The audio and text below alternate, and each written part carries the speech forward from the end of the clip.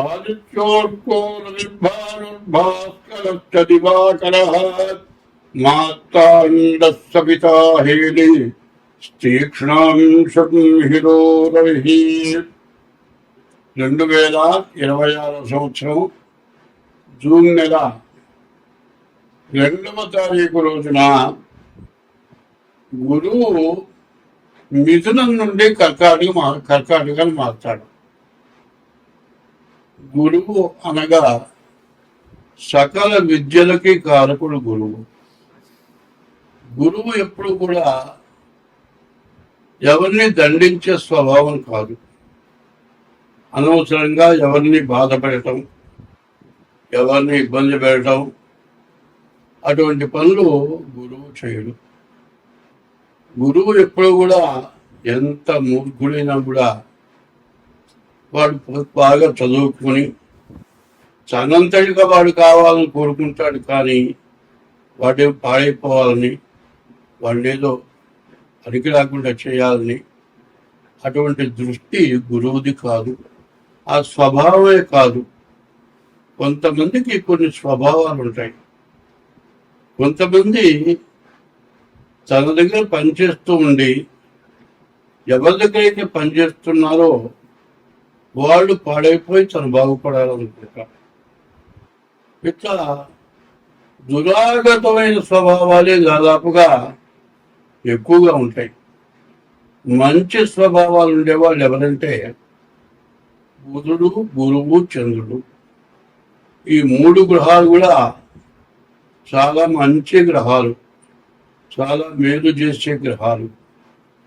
ఇప్పుడు మిథునం నుంచి కర్కాటకానికి గురువు మారాడు. కర్కాటకానికి గురువు ఉచ్చలో ఉన్నాడు. గురువు ఉచ్చలో ఉంటే ప్రతి గ్రహానికి కూడా లెక్క ఏంటంటే ద్వాదశాష్టమ జన్మస్థం శని అంగారకో గురు కుర్వంతి ప్రాణ సందేహం స్థాన చలనం ధనక్షయమని. 12, 1, 2, 4, 8 ఈ స్థానాలు అంటే తన రాశి దగ్గర నుంచి లెక్కేస్తే 12 అంటే మిథున రాశి, 1 అంటే కర్కాటక రాశి, 8 అంటే ధనుస్సు రాశి, 4 అంటే మీన రాశి. ఈ రాశుల్లో గురువు ఉంటే చాలా ఇబ్బంది పెడతాడు. అంటే గురువుని కాదు చెప్పింది. శని, కుజుడు, గురువు ఈ 3 గ్రహాలు కూడా ఆ రాశుల్లో ఉంటే శని ఉన్న రాశి దగ్గర నుంచి మరి 12వ రాశి, 1వ రాశి, 2వ రాశి, 4వ రాశి, 8వ రాశి ఈ రాశుల్లో కుజుడు కానీ, గురువు కానీ, శని కానీ ఉంటే చాలా నష్టపెడతాడు, చాలా బాధ పెడతాడు అంటారు. అయితే ఈ గురువు అంత మరీ ఘోరమైనటువంటి బాధలు పెట్టాడు. కానీ అటువంటి బాధలు వస్తాయి కొంతమందికి. ఎందుకు వస్తాయంటే ఎవరు చేసిన పాపం వాడు అనుభవించక తప్పదు. ఇప్పుడు ఎవరికైనా ద్రోహం చేయొచ్చు, కానీ గురువుకు ద్రోహం చేయకూడదు. గురుద్రోహాన్ని మించింది కొట్టలేదు.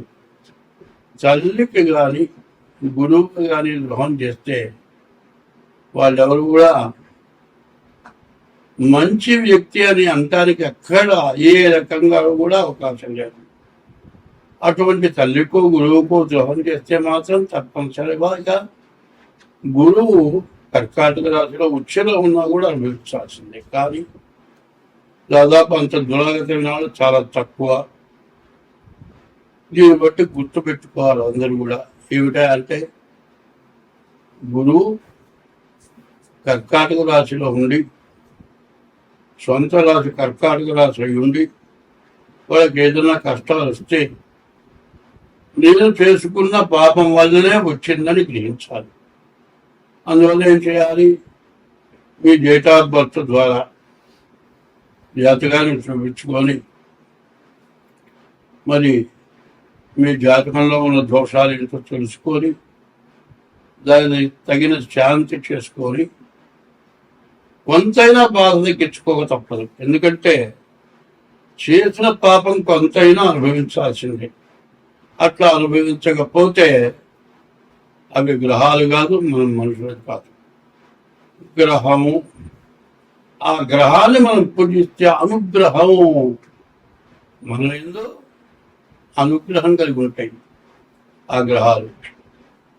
అదే కనుక మనం ఎటువంటి దోషం ఉన్నా కూడా ఏం చేయకుండా ఉంటే ఆగ్రహం, గ్రహానికి 3 రకాలు ఉన్నాయి. గ్రహం, ఆగ్రహం, అనుగ్రహం. అవి ఆగ్రహిస్తే మనం ఎందుకో తట్టుకోలేము. ఇవన్నీ కూడా 8 గ్రహాలు కూడా అష్టదిక్కులు చెప్పాలంటే 8 దిక్కుల్లో ఉన్నాయి. మధ్యలో సూర్యుడు ఉన్నాడు, నవగ్రహ మండపంలో కనబడుతుంది. ఈ దోషాలు ఇట్లా ఇబ్బంది పెడతాయనేది తెలుసుకోవాల్సిన అవసరం ఉంది. అంటే ఈ జూన్ నెల 2వ తారీఖు వచ్చినటువంటి గురువు సంవత్సరం పాటు ఉంటాడు. వచ్చే సంవత్సరం 2027వ సంవత్సరం జూన్ నెల వరకు కూడా 1 సంవత్సరం పాటు ఒక రాశిలో గురువు ఉంటాడు. ఈ సంవత్సరం కూడా మరి సుఖపడాల్సిన టైమో కష్టపడాల్సిన టైమో మీరు ఆలోచించుకోవాలి. మరి అష్టమం 8 ఉండగా ప్రాణకంట కూడా అంటారు. అయితే ప్రాణం మాత్రం తీయడు. పొలాలను తీసుకున్నంత బాధ కలుగుతుంది. ఎక్కడన్నా అప్పులు ఉంటే తీర్చుకోవాలి, ఇంట్లో తిండికి జరపాలి, ఎవరికి అవసరం వచ్చిన వాళ్ళకి తప్పదు.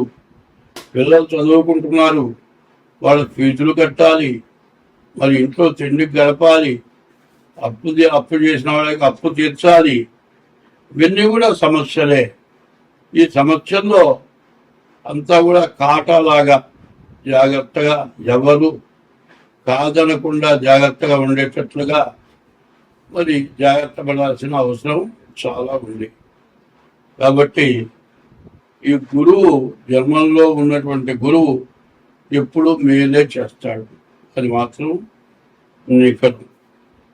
మరి ముందు కర్కాటకం చెప్పుకున్నాం, తర్వాత సింహరాశి చెప్పుకోవాలి.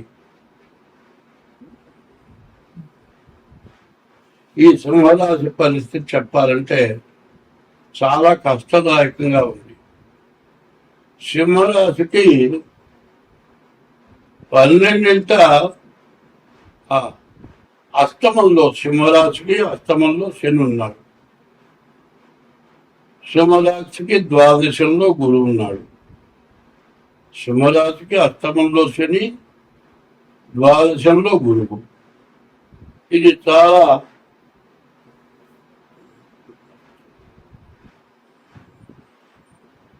సింహరాశికి అష్టమంలో గురువు. మరి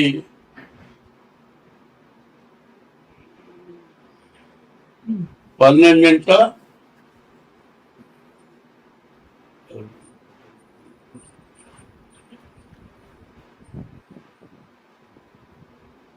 సింహరాశికి అష్టమంలో శని, సింహరాశికి ద్వాదశంలో గురువు ఉన్నాడు.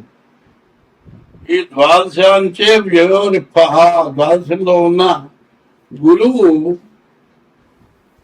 ఖర్చు విపరీతంగా పెంచుతాడు. రూపాయి పెట్టాల్సిన చోట 100 పెట్టాలి. అనవసరమైన దండగమారి ఖర్చులు పెట్టేస్తాడు. అష్టమంలో ఉన్నాడు గురువు, ప్రాణకంటకుడు.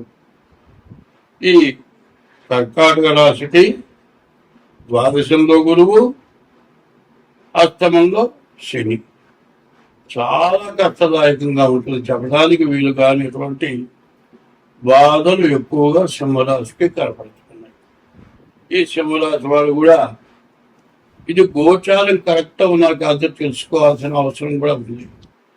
ఎట్లా మరి గోచారం అనేది వీరు పుట్టిన తారీఖు, నెల, సంవత్సరం, టైమును బట్టి 2026వ సంవత్సరం జూన్ నెల 6వ రాశి కన్యారాశి. ఈ కన్యారాశి ఫలితాలు చెప్పుకుందాం.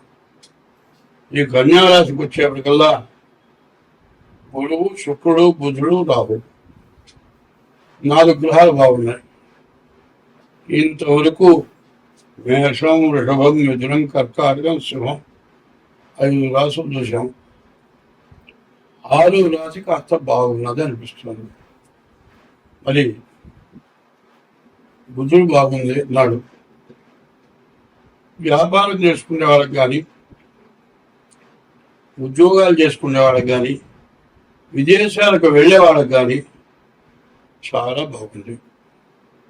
మరి శుక్రుడు బాగున్నాడు. గురు శుక్రులు ఏకాదశంలో ఉన్నారు.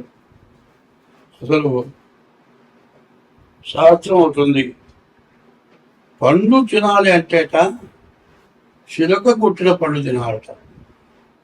చిలక కొట్టిందంటే పూర్తిగా పండిన పండే చిలక కొట్టిందట. అట్లా చిలక కొట్టిన పండు దొరకడం అంటే చాలా కష్టంట. వీళ్ళ పరిస్థితి చిలక కొట్టిన పండులాగా ఉంది. ఏకాదశంలో గురు శుక్రులు చాలా విశేషం. బుధుడు స్వక్షేత్రంలో చాలా విశేషం. మరి కానీ రాహుకేతువుల మధ్యలో గ్రహాలు పడ్డాయి. కాలసర్ప దోషం, దేశానికే కాలసర్ప దోషం బాగా కనబడుతుంది. గురువు విద్యాకారకుడు. విదేశాలకు వెళ్ళి ఉద్యోగం చేయడానికి గ్యారెంటీగా ఖచ్చితమైన అవకాశం ఉంది. వివాహం కావడానికి కూడా చాలా అవకాశం ఉంది. సప్తమంలో శని పడ్డాడు. కలత్ర స్థానంలో శని పడ్డాడు. ఏ మహాతల్లి దొరుకుతుందో తెలియదు కానీ వీళ్ళు బాగుపడినదేమో అని అనుమానంగా ఉంది. కాబట్టి ఈ రాశి వారికి చదువు, విద్య, విదేశయానం, వివాహం ఇన్ని బాగున్నాయి. కాలసర్ప దోషం ఉంది. కాలసర్ప దోషం ఎట్లా ఉంటుందంటే చాలా అందగత్తి వస్తుంది. ఒక చోట పెళ్లి చేస్తున్నా పిల్ల ఒళ్ళంతా ఎట్లా ఉందంటే నల్లటి మనిషిని గోళ్ళకి బట్టి గీకితే నలుపు తెలుగు పొడలైనట్టుంటుంది. ఆమె చేసుకుంటున్నాడు. వీడు ఎల్లగా ఉన్నాడు. నాకు బాగా చిన్నతనం. అరే ఈ పిల్ల ఎట్లా నచ్చిందిరా అన్న. నా కళ్ళు పెట్టి చూడమన్నాడు వాడు. వాడి కళ్ళకి అంత నచ్చింది. అట్లాగే వీడు ఎక్కడో ఏదో దెబ్బతింటాడని నాకు అనుమానంగా ఉంది. వివాహం అనేది చాలా జాగ్రత్త పడాలి. ఎందుకంటే షష్టాష్టకాలు ఉన్నాయి. షష్టాష్టకాలు ఉండకూడదు. కుజుడు అష్టమంలో ఉన్నాడు. కుజుడు ప్రాణం తీసేవాడు. రాహుకేతువుల మధ్యలో గ్రహాలు పడ్డాయి. కాలసర్ప దోషం, కుజు దోషం ఈ రెండు కాక షష్టాష్టకాలు లేకుండా జాగ్రత్తగా చూసుకొని పెళ్లి చేసుకోవాలి. చాలామంది ఏం చేస్తారంటే గుళ్ళో కడతాడు, గుళ్ళో పంతులు ఉంటాడు. ఇలా మా అబ్బాయి పెళ్లి చేద్దాం అనుకుంటున్నాం, పేరు బాగున్నాయని చూడు, పిల్ల కుక్క పిల్లి కాకుండా ఉండాలి, పులి మేక కాకుండా ఉండాలి. సరే చూస్తే పులి మేక కాలేదా, పర్వాలేదు అంటాడు. మిగతావి షష్టాష్టకాలు అంటే ఏమిటో, కాలసర్ప దోషం అంటే ఏందో, కుజదేశం అంటే ఏందో ఆ బ్రాహ్మడికి గుళ్ళు అర్చకత్వం చేసేవాడికి ఈ జ్యోతిష్య భాగంలో అంత అవగాహన ఉండదు. ఆయన చెప్పాడు, బ్రాహ్మణుడు చెప్పాడు, నమ్మకం అనుకుంటారు. అదే నా కూడా దగ్గరికి వస్తే నువ్వేది జాతర చక్రం చెప్పాలంటాను. వాడి చేతిలో 10 రూపాయలు పెట్టేసి బాగుంది పో అంటాడు. లగ్నం కూడా పెడతాడు. తర్వాత పడేది వీళ్ళే చెప్పారు. కాబట్టి ఈ రాశి వాళ్ళకి పరిస్థితి ఎట్లా ఉంది అంటే చాలా కష్టదాయకం. చాలా మంచి టైం, అన్నిట్లో చాలా విశేషమైన టైంలో అన్నీ బాగున్నాయండి. కాలు వాచిపోయింది, అడుగు కింద పెట్టడం లేదు, మోకాలు ఉన్నది. ఎంత ఉంటే ఏం లాభం? అట్లా పెళ్లి దగ్గర సమస్య వస్తుంది. చాలా జాగ్రత్త మీద పెడితే మంచిది. స్వస్తి.